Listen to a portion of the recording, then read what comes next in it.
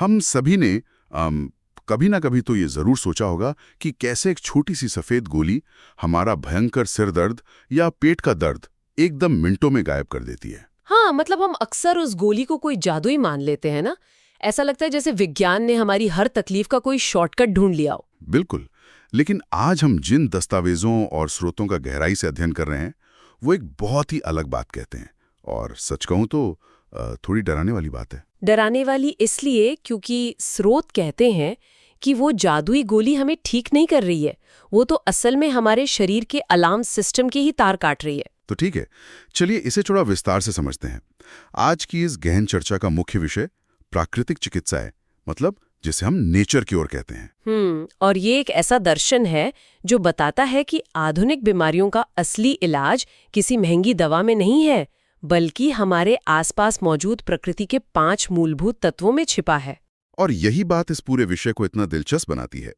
हमारे स्रोत साफ तौर पे बताते हैं कि हमारा शरीर पूरी तरह से प्रकृति के 5 तत्वों यानी पृथ्वी, जल, अग्नि, वायु और आकाश से बना है। बिल्कुल। और जब हमारी दिनचर्या या खानपान की वजह से इन तत्वों का संतुलन बिगड़ता है ना, तभी बीमारियों को पनपने का मौका मिलता है। अच्छा, तो मतलब ये कोई बाहर से आया हुआ हमला नहीं है? देखिए, प्राकृतिक चिकित्सा कोई लक्षणों को तुरंत दबाने वाला रासायनिक इलाज नहीं है। यह जीवन जीने की एक पूरी कला है। इन दस्तावेजों का सबसे मुख्य आधार ही यह समझना है कि बीमारियां हवा में उड़कर हमारे अंदर नहीं आती। तो फिर वो आती कहाँ से? वे हमारे शरीर के भीतर जमा हुए कचरे का परिणाम होती हैं। इस कचरे को तकनीकी भाषा में विजातीय द्रव्य या फॉरेन मैटर कहा गया है। अच्छा, विजातीय द्रव्य। हाँ, जब तक हम इस बुनियादी बात को नहीं समझेंगे, तब तक हम सिर्फ गोलियों के सहारे लक्षणों से ही लड़ते रहेंगे। लेकिन प्रकृति ने हर जीवित प्राणी के भीतर एक दिव्य जीवन शक्ति भी डाली है, जिसे हम जीवनी शक्ति या वाइटल फोर्स कहते हैं। राइट। बिल्कुल। और यहाँ जो सबसे रोचक बात है वो ये है कि ये जीवनी शक्ति दिन रात बिना थके शरीर की मरम्मत यानी सेल्फ हीलिंग करती रहती है। इसे पढ़कर मुझे एक विचार आया। क्या हम शरीर को एक सेल्फ क्लीनिंग ओवन की तरह देख सकते हैं? Self cleaning oven? या मतलब कैसे? देखिए, जब ओवन बहुत गंदा हो जाता है ना, तो वो अपना तापमान एकदम बढ़ा लेता है ताकि सारी चिपकी ही गंदगी जलकर राख हो जाए और बाहर निकल सके। अरे वाह, ये तो बहुत ही बढ़िया उपमा है ना? तो उसी तरह जब हमें बुखार या जुकाम होता है तो वो कोई दुश्मन का हमला नहीं है, बल्कि वो तो शरीर के ओवन का क्लीनिंग मोड ऑन होना है। हाँ, आप बिल्कुल सही दिशा में सोच रहे हैं। बुखार या जुकाम वास्तव में शरीर की अपनी रोग प्रतिरोधक क्षमता की जीत के संकेत हैं। शरीर जानबूझकर अपना तापमान बढ़ा रहा है ताकि वायरस और कचरा नष्ट हो सके। बिल्कुल, हमारे शरीर पर हर पल अरबों कीटाणु हमला करते हैं, लेकिन वे कीटाणु बीमारी का मुख्य या पहला कारण नहीं है। वे केवल वहीं पनपते हैं जहां पहले से ही कचरा मौजूद हो। रुकिए, ये तो बहुत बड़ी बात है।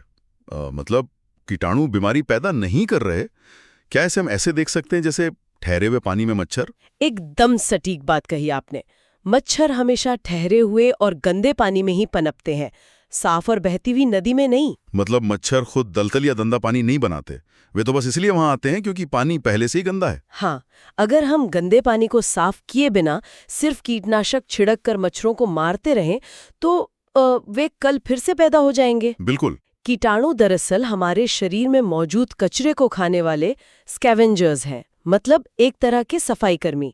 जब तक शरीर के अंदर का कचरा साफ नहीं होगा, कीटाणु आते रहेंगे। ये नजरिया तो बीमारियों को देखने का पूरा चश्मा ही बदल देता है। सच में, बीमारी वास्तव में शरीर का उसी कचरे को बाहर निकालने का अपना एक प्राकृतिक तरीका है। और जब हम स्रोतों में इसके इतिहास को खंगालते हैं तो पता चलता है कि प्राकृतिक चिकित्सा की जड़ें बहुत गहरी हैं। सिंधु घाटी सभ्यता में जो मोहनजोदड़ो के विशाल स्नानघर मिले हैं, हाँ, वे तो बहुत मशहूर है। वे इस बात का प्रमाण है कि जल चिकित्सा उस समय जीवन का एक अभिन्न अंग थी। वेदों और पुराणों में भी इसका गहरा महत्व है। बिल्कुल, प्राचीन काल में प्राकृतिक चीजें ही इलाज का मुख्य आधार थीं। लेकिन एक कहानी जिसने मुझे बहुत चौंकाया वो बौद्ध ग्रंथ महावग्ग से है। दस्तावेजों में लिखा है कि एक बार एक बौद्ध भिक्षु को सांप ने काट लिया। अच्छा, फिर क्या हुआ? जब ये बात भगवान बुद्ध तक पहुंची तो उन्होंने विष को नष्ट करने के लिए मिट्टी, गोबर, राख या मूत्र का उपयोग करने का निर्देश दिया। रुकिए, सांप के काटने पर मिट्टी या गोबर, आज के समय में ये तो बहुत खतरनाक सलाह लग रही है। हाँ, ये सवाल बहुत महत्वपूर्ण है और इस पर स्पष्टीकरण देना बेहद जरूरी है। हमें इस ऐतिहासिक प्रसंग को आज के आधुनिक चिकित्सा विज्ञान के सीधे विकल्प के रूप में बिल्कुल नहीं देखना है। मतलब कोई इसे सुनकर अस्पताल जाना ना छोड़ दे। बिल्कुल नहीं। भगवान बुद्ध के समय में उस विशिष्ट भौगोलिक परिस्थिति में कोई एंटीवेनम मौजूद नहीं था। उस कहानी का मूल दर्शन सिर्फ यह बताना है कि प्रकृति में मौजूद सबसे साधारण तत्वों में भी शरीर को सहारा देने की क्षमता होती है। अच्छा, मतलब वे चीजें उस समय तुरंत उपलब्ध थीं। हाँ, मिट्टी या गोबर का उपयोग उनके प्राकृतिक शोषक यानी एब्जॉर्बेंट गुणों के कारण किया जाता था। इसका मतलब यह कतई नहीं है कि आज किसी को सांप काटे तो वह अस्पताल ना जाए। ये समझना सच में बहुत जरूरी था कि हम इतिहास को दर्शन के रूप में देखें, ना कि सीधे मेडिकल प्रिस्क्रिप्शन के रूप में। बिल्कुल सही बात है। खैर, प्राचीन काल में लंघन यानी उपवास को भी बहुत बड़ी दवा माना जाता था, लेकिन फिर इंसानों ने ये प्राकृतिक रास्ता छोड़ क्यों दिया? ये एक बड़ा सवाल है। हमारे दस्तावेजों में रावण की एक बहुत ही मजेदार कहानी है। कहा जाता है कि आधुनिक दवाओं और जड़ी बूटियों का चलन रावण के समय से शुरू हुआ। अच्छा, रावण से? ये तो बड़ा अजीब जुड़ाव है ना? रावण बहुत भोगविलासी था। उसे हर समय अच्छा खाना चाहिए था और बीमार पड़ने पर उपवास करने में उसे बहुत कष्ट होता था। तो उसने क्या किया? उसने अपने वैद्यों को आदेश दिया कि कोई ऐसा शॉर्टकट खोजो, कोई ऐसी जादुई जड़ी बूटी लाओ जिससे उसे भूखा न रहना पड़े और बीमारी भी गायब हो जाए। देखिए, इस कहानी में ना इंसानी मनोविज्ञान का एक बहुत बड़ा सच छिपा है। बिना कष्ट सहे तुरंत परिणाम पाने की चाह। बिल्कुल। हम अपनी गलत आदतें नहीं छोड़ना चाहते, हम जंक फूड खाते रहना चाहते हैं, व्यायाम नहीं करना चाहते। और जैसे ही शरीर जवाब देता है, हमें तुरंत राहत देने वाली एक गोली चाहिए होती है। हाँ, हम आज भी रावण वाली उसी मानसिकता में जी रहे हैं। और इसी मानसिकता ने आधुनिक समाज के समग्र स्वास्थ्य को काफी नुकसान पहुंचाया। प्राचीन लोग इसलिए अधिक लंबा और स्वस्थ जीवन जीते थे क्योंकि वे प्रकृति की लय के साथ चलते थे। जब शरीर आराम मांगता तो वे उपवास करते थे, लेकिन जब हम इतिहास में आगे बढ़ते हैं तो एक बहुत ही दिलचस्प मोड़ आता है। हाँ, वो पश्चिमी पुनरुत्थान वाली बात। बिल्कुल। ये सारा प्राकृतिक ज्ञान जो मूल रूप से भारतीय उपमहाद्वीप का था, बीच के एक लंबे कालखंड में लुप्त सा हो गया और इसका पुनरुत्थान पश्चिमी देशों में हुआ। और यहाँ ये विषय सच में बहुत दिलचस्प हो जाता है। जिन पश्चिमी देशों ने आधुनिक रासायनिक चिकित्सा को जन्म दिया, वहीं के कुछ दिग्गजों ने प्राकृतिक चिकित्सा को वापस जिंदा किया। लुई कोने की कहानी तो किसी फिल्म जैसी लगती है। सच में, उन्हें मस्तिष्क और फेफड़ों का कोई ऐसा असाध्य रोग हो गया था जिसका इलाज उस समय के डॉक्टरों के पास नहीं था। और जब सबने हार मान ली तो उन्होंने जानवरों को देखा कि कैसे वे बीमार पड़ने पर खाना छोड़ लेते हैं और पानी या कीचड़ का सहारा लेते हैं। हाँ, और उन्होंने खुद पर प्राकृतिक चिकित्सा का प्रयोग किया। वे पूरी तरह स्वस्थ हुए और उन्होंने the new science of healing नाम की किताब लिखी। लुई कूने के साथ साथ फादर सेबेस्टियन नीप का नाम भी बहुत प्रमुख है ना? बिल्कुल।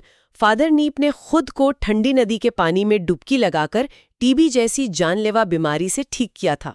बाप रे, ठंडी नदी में? हाँ, और बाद में उन्होंने 45 वर्षों तक जल चिकित्सा और जड़ी बूटियों के माध्यम से एक बेहद सफल स्वास्थ्य गृह चलाया। इन पश्चिमी दिग्गजों का सबसे बड़ा योगदान ये रहा कि उन्होंने इस बिखरे हुए ज्ञान को एक वैज्ञानिक और संरचित रूप दिया। और सबसे कमाल की बात यह है कि यही संरचित ज्ञान वापस भारत भी आया। महात्मा गांधी खुद इन किताबों से इतने प्रभावित हुए कि उन्होंने इसे भारत में वापस एक आंदोलन का रूप दे दिया। ये एक पूरा चक्र है जो वापस अपनी जड़ों तक लौट आया। बिल्कुल। अब जब हम इन दोनों प्रणालियों यानी आधुनिक एलोपैथी और प्राकृतिक दर्शन को आमने सामने रखते हैं तो हमारे स्रोतों में एक बहुत बड़ा टकराव सामने आता है। यहाँ श्रोताओं को ये याद दिलाना बहुत जरूरी है कि हम किसी एक चिकित्सा पद्धति का समर्थन या विरोध नहीं कर रहे हैं। हम सिर्फ उन तर्कों का निष्पक्ष रूप से विश्लेषण कर रहे हैं जो हमारे स्रोतों में दिए गए हैं। ये बहुत अच्छा किया कि आपने ये स्पष्ट कर दिया। देखिए, दस्तावेजों के अनुसार अधिकांश आधुनिक दवाओं का दृष्टिकोण लक्षणिक उपचार या सिम्टोमैटिक ट्रीटमेंट पर आधारित होता है। मतलब वे सिर्फ ऊपर ऊपर से काम करती हैं। हाँ, वे बीमारी के लक्षणों को कुछ समय के लिए दबा देती हैं, लेकिन जो बीमारी का मूल कारण है यानी वो विजातीय द्रव्य, वो शरीर के भीतर ही रह जाता है। और जो रासायनिक दवाएं हम खाते हैं वे खुद भी तो शरीर के लिए कचरा बन जाती होंगी। बिल्कुल, वे शरीर के लिए स्वयं एक नया फॉरेन मैटर बन जाती हैं जिन्हें बाहर निकालने के लिए शरीर को अतिरिक्त ऊर्जा लगानी पड़ती है। तो इसका शरीर के लंबे भविष्य पर क्या असर होता है?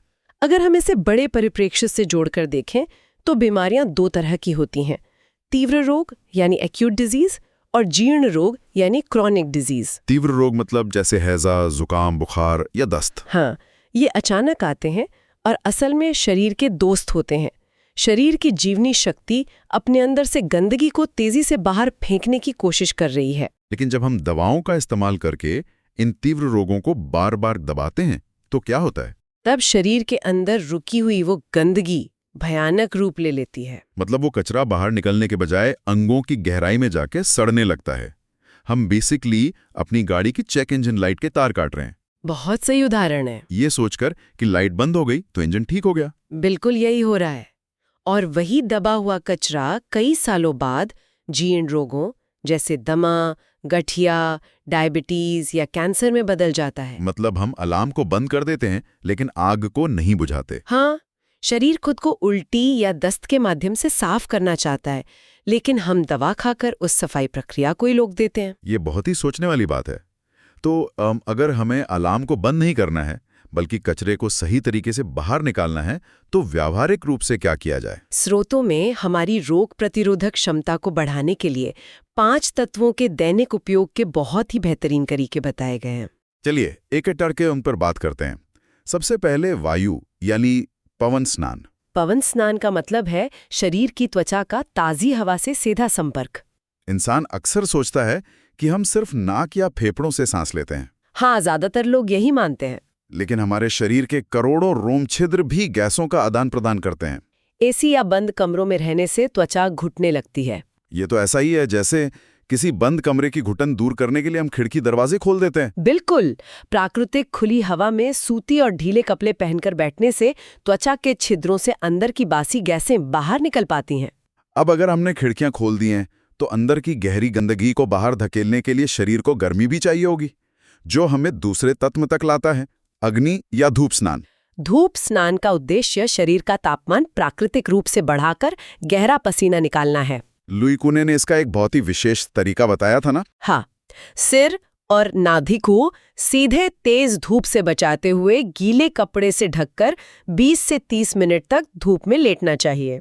और उससे पहले गर्म पानी पीने के लिए भी कहा गया है। बिल्कुल, उससे पसीना और भी तेजी से आता है और त्वचा के नीचे जमे जिद्दी कचरे को पिघलाकर बाहर कर देता है। और स्रोतों में इसी के साथ रंग चिकित्सा या क्रोमोथेरेपी का भी बड़ा दिलचस्प जिक्र है।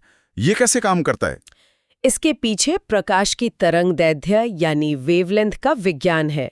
अलग अलग रंग की कांच की बोतलों में पानी भरकर उन्हें धूप में रखा जाता है। अच्छा, तो लाल और नीली बोतल का क्या चक्कर है? देखिए, जब सूर्य की सफेद रोशनी किसी रंगीन कांच से होकर गुजरती है तो वो कांच बाकी सभी रंगों को रोक लेता है। सिर्फ अपने रंग की रोशनी को पानी तक जाने देता है? बिल्कुल।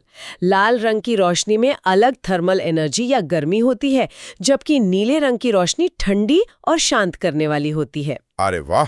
तो लाल बोतल का पानी शरीर में गर्मी और ऊर्जा बढ़ाता है? हाँ, और नीली बोतल का पानी सूजन या जलन को कम करता है। कमाल का विज्ञान है। अब जब पसीने से टॉक्सिन्स बाहर आ रहे हैं तो उसे शांत करने के लिए तीसरे तत्व की जरूरत पड़ेगी, पृथ्वी तत्व यानी मिट्टी। सही कहा। प्राकृतिक चिकित्सा में मिट्टी का लेप या मड पैक एक चमत्कारिक उपाय है। मिट्टी में 2 बहुत खास गुण होते हैं। कौन कौन से?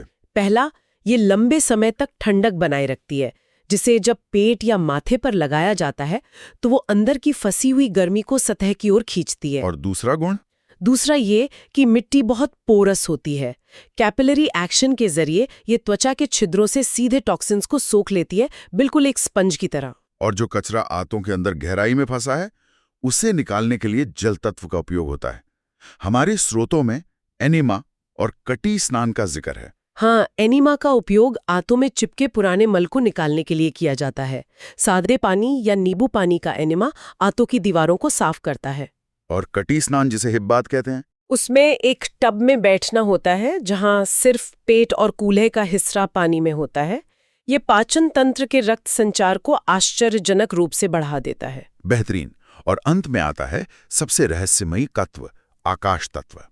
आकाश का मतलब है खालीपन। और शरीर में खालीपन कैसे लाया जाए? उपवास के जरिए। बिल्कुल। छांदोग्य उपनिषद और आधुनिक विज्ञान दोनों इसे मानते हैं। जब हम लगातार खाते रहते हैं तो शरीर की 70 से 80% ऊर्जा सिर्फ खाने को पचाने में लगी रहती है। तो जब हम उपवास करते हैं तो पाचन तंत्र को आराम मिल जाता है। हाँ, अब वो 80% ऊर्जा फ्री हो जाती है और तुरंत शरीर की डीप क्लीनिंग में लग जाती है, जिसे विज्ञान ऑटोफेगी कहता है। राइट। जहां शरीर अपनी ही खराब कोशिकाओं को नष्ट करने लगता है। बिल्कुल। ये तो शरीर की अपनी इन हाउस रिसाइकलिंग फैक्ट्री चालू होने जैसा है। अगर देखा जाए तो रोज धूप लेना, ताजी हवा खाना, पानी पीना और हफ्ते में 1 दिन उपवास रखना, ये कोई बहुत मुश्किल काम नहीं है। बिल्कुल भी नहीं, बहुत आसान है। लेकिन यहाँ मेरे मन में एक सवाल आता है। आज की इस भागदौड़ भरी जिंदगी में जहां लोगों के पास काम का इतना भयंकर तनाव है, कोई व्यक्ति प्रकृति के साथ ये संतुलन कैसे बनाए रखे? क्या ये आज व्यवहारिक है? ये एक बहुत ही जायज चिंता है, लेकिन अगर हम गहराई से विश्लेषण करें तो पता चलता है कि समस्या व्यस्तता नहीं है, बल्कि हमारी प्राथमिकता है। प्राथमिकता कैसे? आधुनिक जीवन शैली में हम अपनी सुविधा के चक्कर में प्रकृति से कट चुके हैं। हमारे आहार में सफेद जहर का उपयोग बहुत ज्यादा बढ़ गया है। सफेद जहर मतलब रिफाइंड चीनी, नमक और मैदा? हाँ, मैदे में बिल्कुल फाइबर नहीं होता।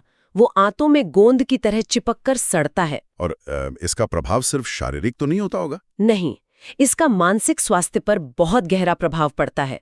दस्तावेज में बताया गया है कि सिर्फ 15 मिनट का भयंकर क्रोध शरीर की उतनी ऊर्जा नष्ट कर देता है जितनी 9 घंटे की कड़ी शारीरिक मेहनत से होती है। बाप रे!